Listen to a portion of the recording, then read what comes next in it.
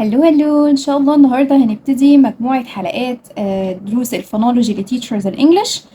مهم جدا نعرف نطق الساوندز بشكل سليم جدا، سواء بقى كنا تيتشرز تأسيس أو تيتشرز بنشتغل مناهج. ما ينفعش كل الأصوات وأنا بدرس لطفل أقول له م ن ج ب ب ت، مش كل الأصوات بتتنطق بالطريقة دي. بنقسم الكونسونانتس والفاولز عن طريق مجموعة حاجات كتيرة جدا. تعالوا نبتدي النهاردة بتقسيمة الكونسونانتس وهي الأصوات الساكنة. Consonant sounds are produced with a complete or partial stop of the airflow as it goes through the mouth. يعني ايه الكلام ده؟ يعني بيحصل ايه علشان نخرج الكونسونانت ساوندز؟ بيبقى فيه blockage، يعني بنكتم الهواء في الفم وبنخرجه عن طريق بقى او بشكل كلي او جزئي. طيب الكونسونانتس are described according to الكونسونانتس دول بقى بوصفهم عن طريق ايه؟ 3 حاجات: manner of articulation or the way of articulation, how to say the sound، كل ده اللي هو الطريقة. position of articulation or the place of articulation، هو المكان اللي بيخرج منه الصوت.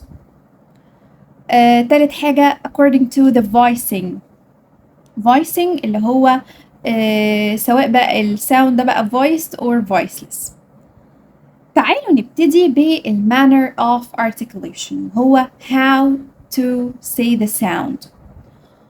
عندي بقسم الكونسونانتس ل6 أجزاء: nasals, plosives, fricatives, affricates, approximants and lateral consonants. تعالوا نبتدي بالplosives or stops. طيب هسيب النيزلز دلوقتي ونبتدي بالplosives or stops. ايه هما الplosives؟ Let's see. The airflow is not redirected through the nose. Instead, the air quickly builds up pressure behind the articulators and then release in a burst. يعني ايه الكلام ده؟ وانت بتقرأ الplosives you plug the air in your mouth، بنكتم الهواء في بقنا، then you release it through your mouth برضو من خلال الفم. For example, the sound P, B, T, D, K, G.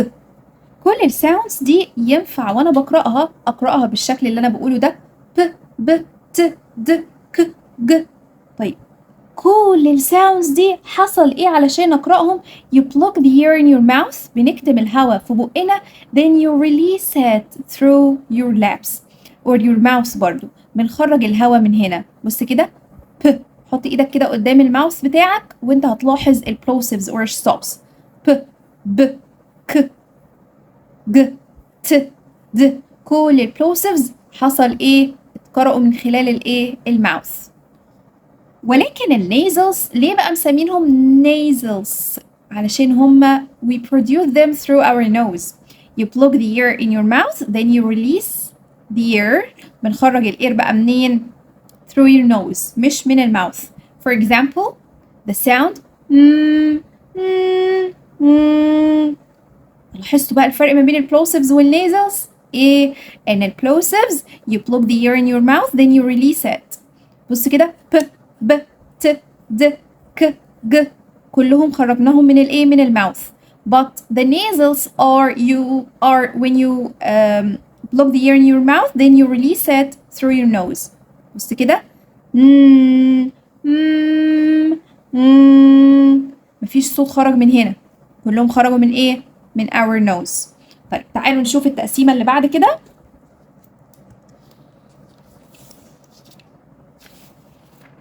عندي بعد كده الفريكاتيفز. ايه هما بقى الفريكاتيفز؟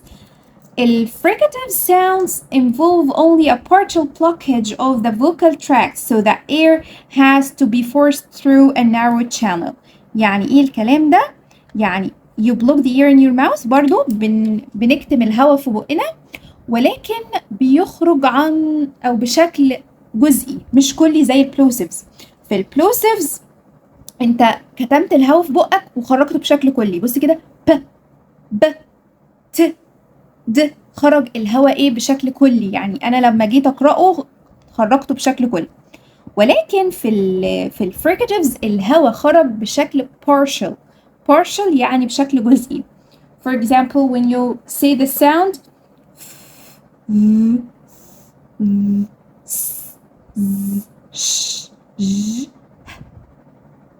كل الساوندز دي between two brackets or two slashes.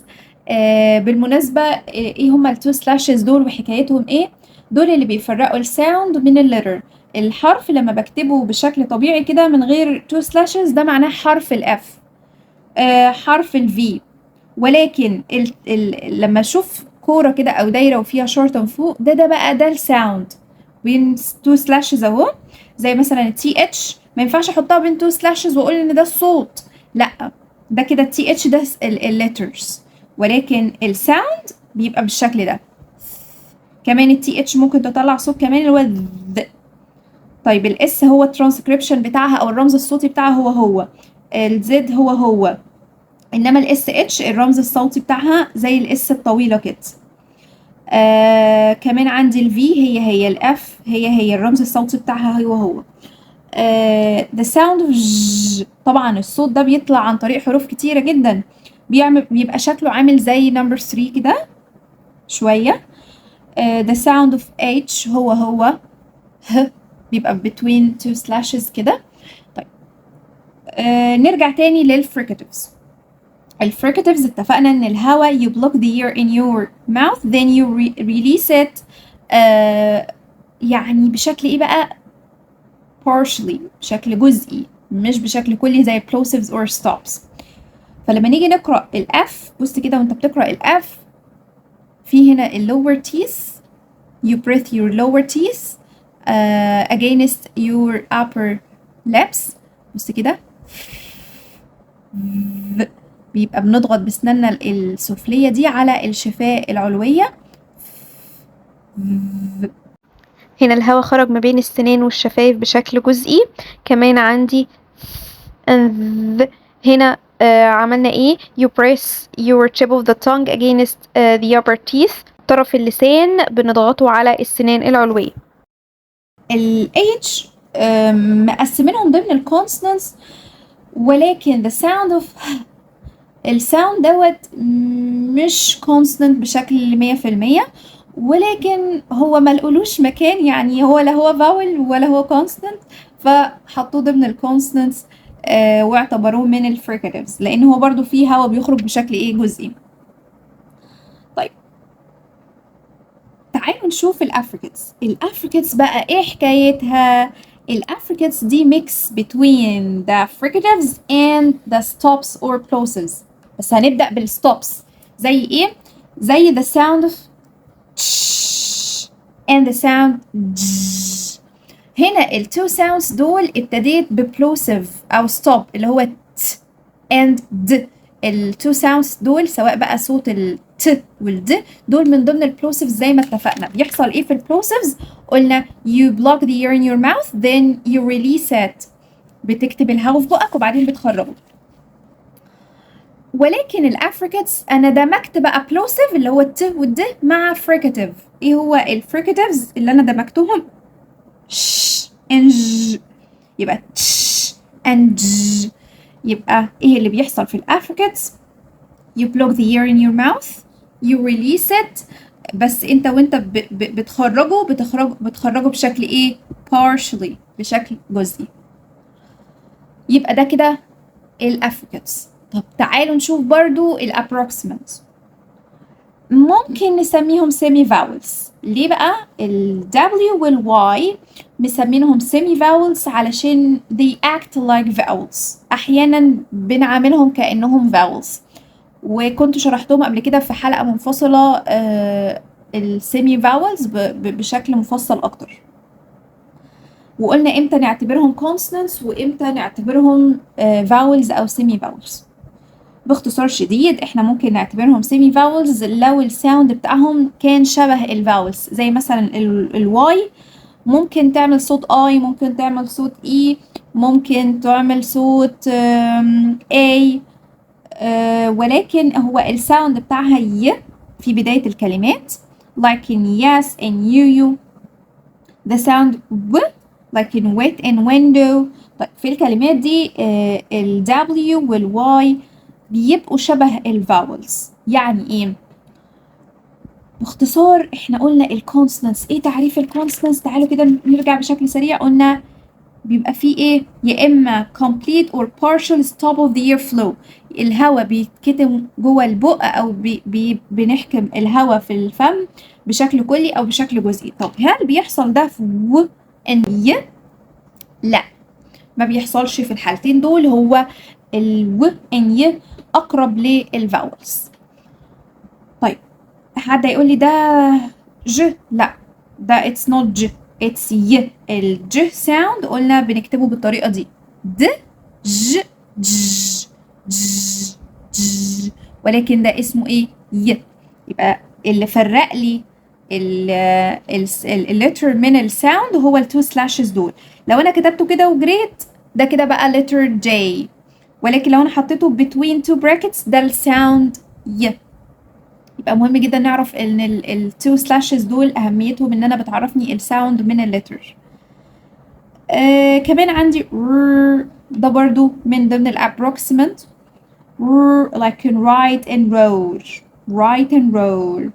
طيب تعالوا نشوف بقى اخر تقسيمة في consonants according to the manner of articulation، وهي طريقة النطق. عندي بعد كده lateral consonants. ايه هما lateral consonants؟ بيقول لك lateral consonants are when the tongue blocks in the middle of your mouth so that air has to pass around the side. لما تيجي تقرأ مثلا sound حصل ايه؟ you press your tip of the tongue against the alveolar ridge. هنا بنعمل ايه؟ بنضغط بالطرف اللسان عند الالفيولار ريدج كده، والهواء خرج من التو سايدز الطرفين اللسان، يبقى ده مسمينه lateral consonant. علشان ايه؟ هو في هواء خرج من التو سايدز of the tongue. باختصار شديد احنا قسمنا consonants according to the manner of articulation النهارده. ايه هما الست manners of articulation؟ عندي nasals، قلنا you block the air in your mouth then you release it through your nose. For example the sound ولكن في plosives or stops you block the air in your mouth then you release it through your mouth برضو. For example p b t d k g. قلنا كل الساوندز دي الساوند او الصوت خرج منين؟ خرج من الفم، ولكن في النيزلز الساوند خرج من النوز. بعد كده خدنا الفريكاتيفز، قلنا هم شبه البلوسيفز في ايه؟ when you block the air in your mouth but you release the air partially. يعني انت لما بتخرج الهواء بتخرجه بشكل جزئي، مش زي البلوسيفز بتخرجه مره واحده، لا بتخرجه بشكل جزئي. فلما نيجي نقرا الساوندز دي ما اقولش ف ف ث ذ، ما ينفعش. ليه؟ لان دول اسمهم فريكاتيفز، الهواء بيخرج بشكل جزئي. فاجي انطق الاف فاقول هاجي اقرا الساوند بتاع الفي اقول ف.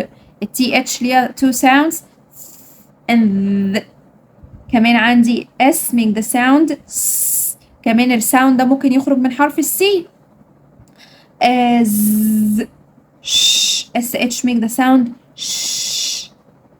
كمان عندي the sound ج. قلنا الج ده ممكن يخرج عن طريق المقطع ده زي vision measure.